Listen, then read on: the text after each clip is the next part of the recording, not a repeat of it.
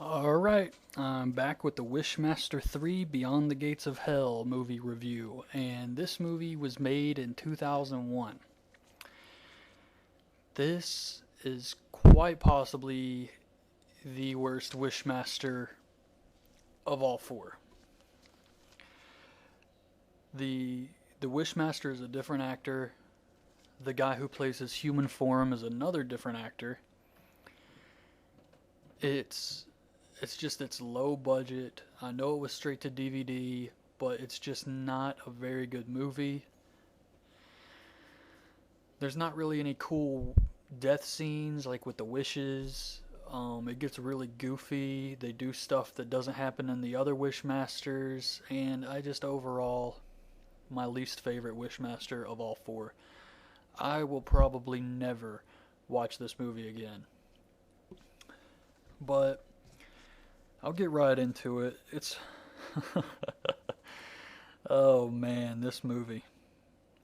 Basically, there's a girl named Diana, and she is a college student whose family died in a car accident when she was younger. And it's typical of most Wishmasters where there's usually a tragedy at the beginning of some sort. For instance, the girl in the first movie, her family was killed and she was only able to save her sister. In Wishmaster 2, her boyfriend is killed during the museum robbery, and so it kind of continues that trend. Her boyfriend Greg thinks that this has caused her some intimacy issues, and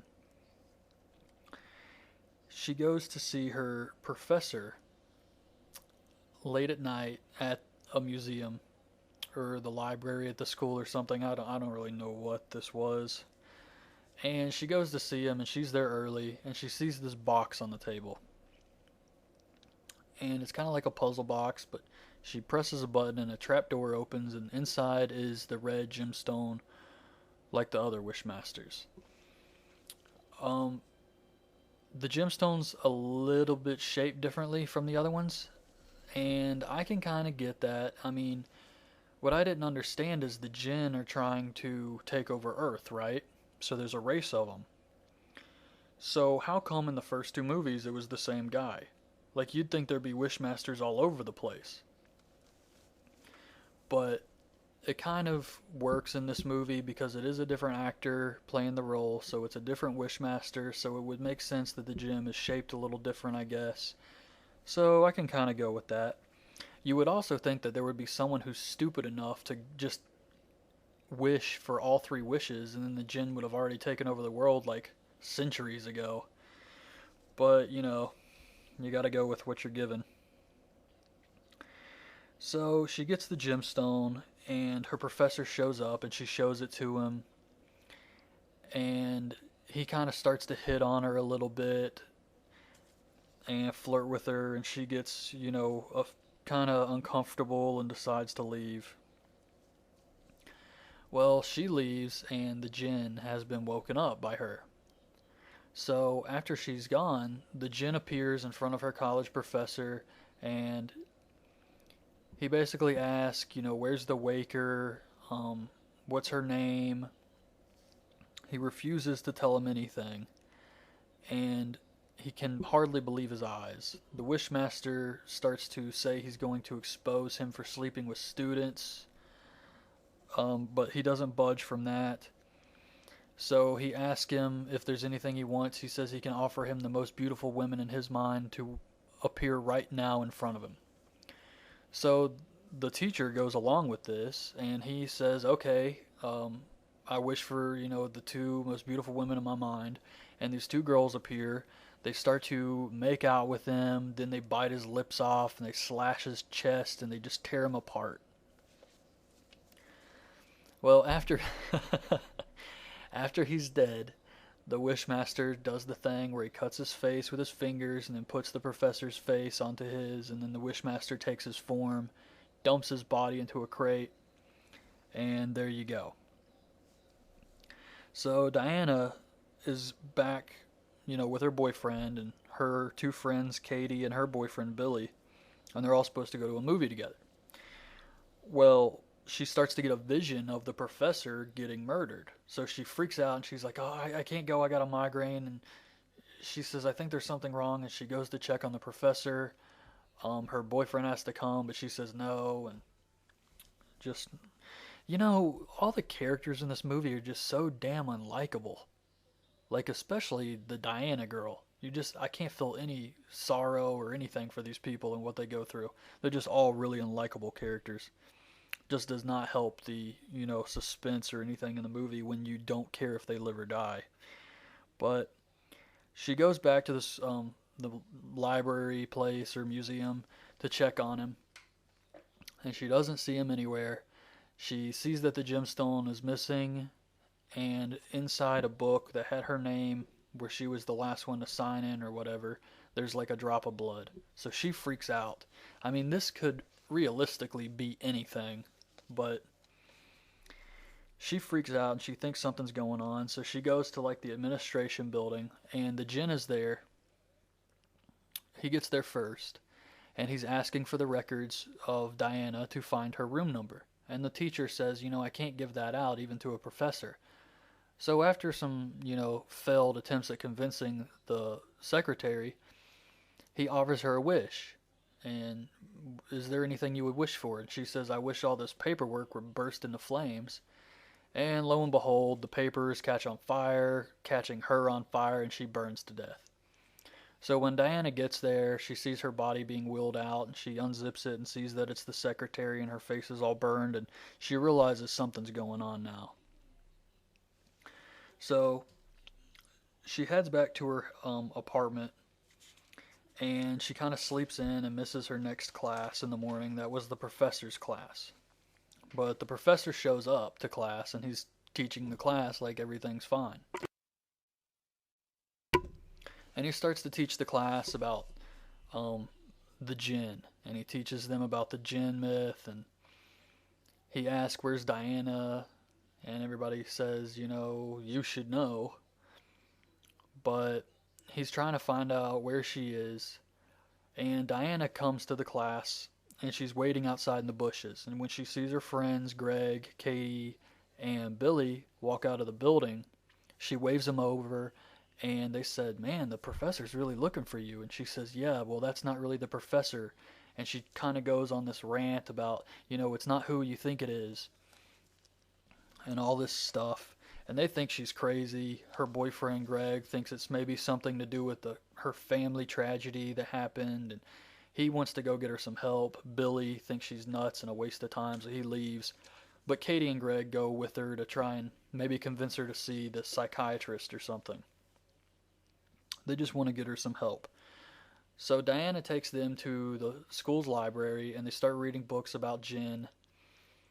And Billy just goes off to go party. And they're reading about this and all the mythology with it. And she says, I got to go back to the room and get something. So they all pack up their books, and they head back to her dorm room, I guess.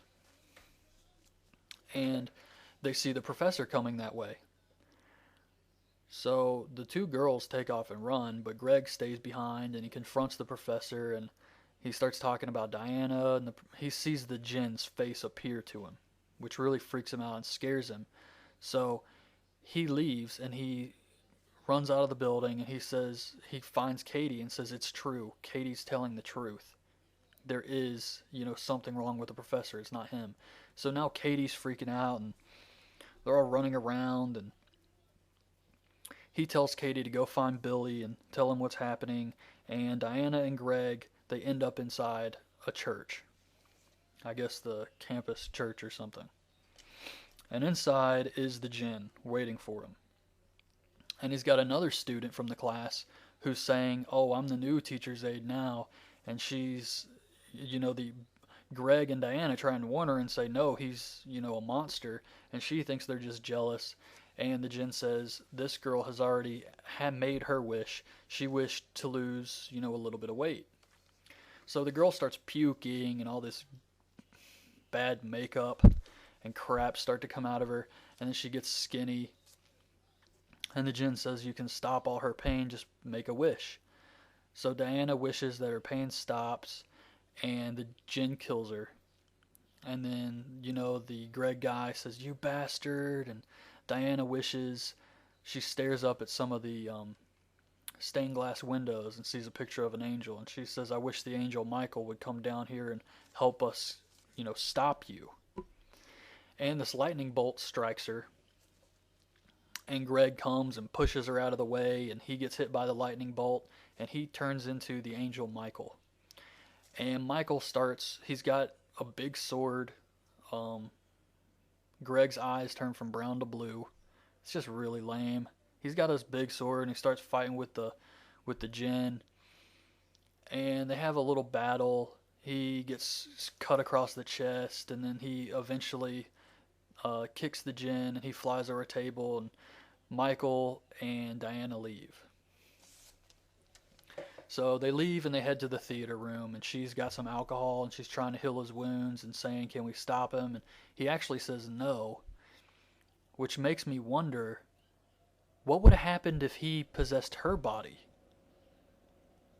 Because if this guy has completely taken over her boyfriend and is saying he can't stop the Jinn, then what the hell would have happened if he didn't push her out of the way and she was hit with the lightning bolt? She'd just permanently be the angel?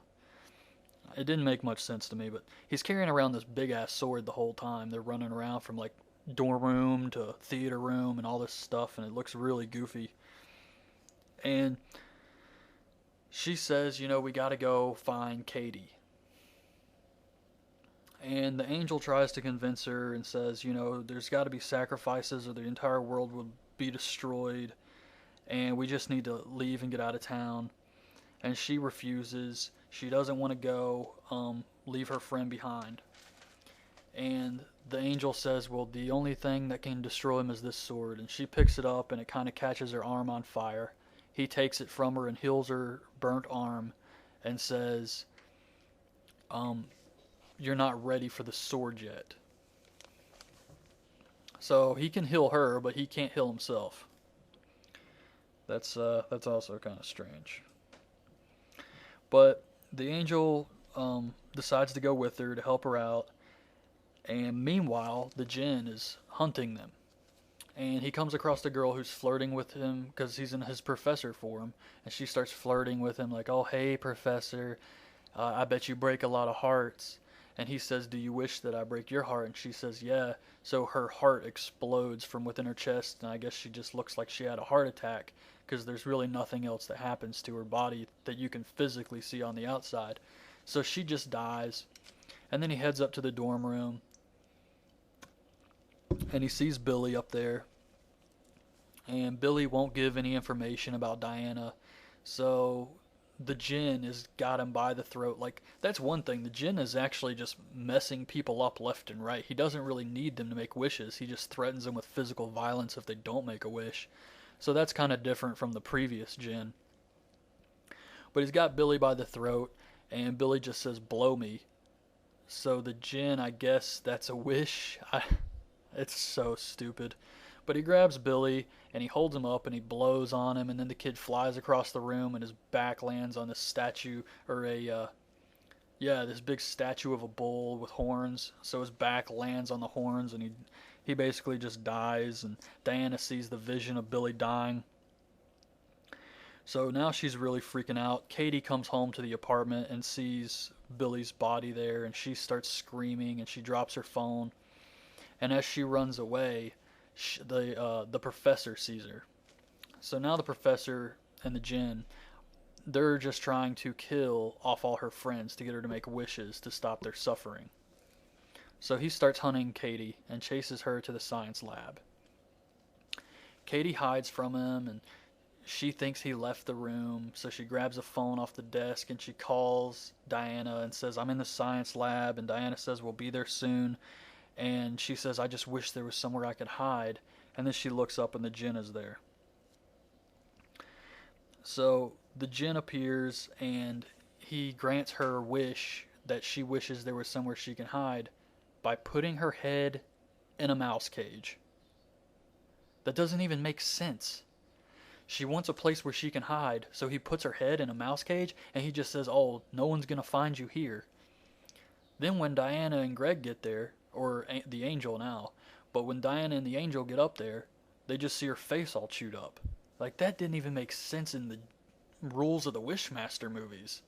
So it was really bizarre and stupid. But the Jinn attacks them both. The angel comes and stabs him in the back with a spear. He tells Katie or Diana to just leave and escape, and he'll meet up with her. The Jinn and the angel kind of fight a little bit. He cuts off one of his arms, but the Jinn's arm just starts to grow back. And it was just really bad effects here. The angel and Diana escape again, and they run to the top of the building. Diana tries to kill herself so that she wouldn't have to make any more wishes and can save the world. But the Jinn runs and catches her before she can fall off the building, which didn't make sense because in Wishmaster 2, when the Russian guy shoots Morgana, the bullet holes just heal right up. You can't kill the Waker. But in the Jinn 3, he's got to like save her life or something. And this, I guess, made her a pure-hearted person, and she can now use the sword. I'm thinking that's what they were going for here. So the angel throws her the sword. She stabs the Jinn through the chest, and they both fall off the building. Well, they land on the ground, and the angel jumps down there. The Jinn's body disappears along with the sword, and the angel holds her body, and he starts to cry, and like his tears fall on her face, and it heals her somehow. So she comes back to life, and you just see the angel disappear, and then the boyfriend Greg wakes up, and he looks over the top of the building, and he's back to his old self again. The angel's gone, the Wishmaster's dead, and Diana and her boyfriend are back together again. So that's it. That's the Wishmaster 3. Horrible movie. Piece of crap. And the Wishmaster 4 is going to be the next video, and that's going to be the last in the entire Wishmaster film series. And Wishmaster 4 is not that bad. It's decent. 1 and 2 are the best, obviously, but 4 is, it's okay. It's not a bad movie at all. I liked 4. 3 was just a piece of crap, which is weird. They have the same director, 3 and 4, but they have different writers. And I read online that the 2 movies were filmed at the same time. They took a weekend break, and then they filmed the 4th movie directly after the 3rd. So I guess it's all about the story, because the 4th one is so much better than this one. So I hope you guys like this review, and subscribe to my channel if you haven't. Thank you so much to everyone who subscribed to my channel. Hit the like button, leave some comments, and check out part 4 coming up next. Thank you for listening. Bye.